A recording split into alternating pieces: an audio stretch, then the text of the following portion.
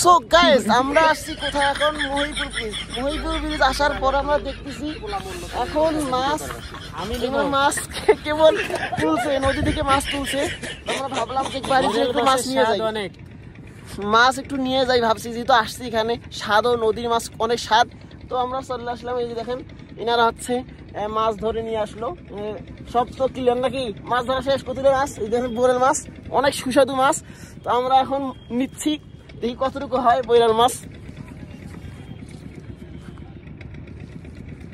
আসলে নদীর মাছের স্বাদই আলাদা যখন খাবেন, বিশেষ করে যে বোরেল মাছ, তারপর হচ্ছে ইলিশ মাছ, নদীর মাছ, এগুলো স্বাদ অনেক সুস্বাদু হয়।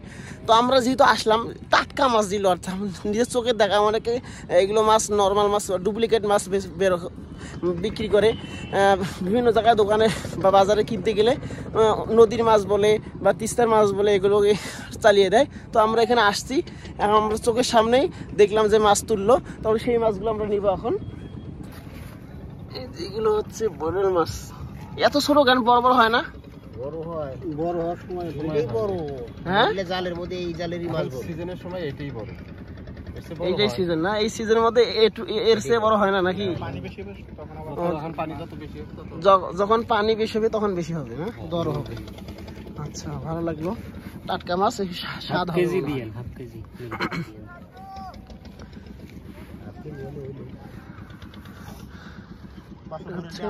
এখন পানি খুব কম, দেখতেই পাচ্ছেন। যারা মহিপুর ব্রিজ আসেন, পানির সময় আসলে আরো ভালো হয় পানি দেখবেন। দেখুন আমরা এখন নিচে আসি, ব্রিজের নিচে আসি। এখন দেখেন এই যে পানি কম, খুবই কম, এই জন্য নিচে আসতে পারতেছি। গাইস, যাদের মাছ লাগবে, বিশেষ করে বোরেল মাছ, এই যে আমি নিচে নাম্বার দিয়ে রাখবো, আর এদের সাথে যোগাযোগ করবেন।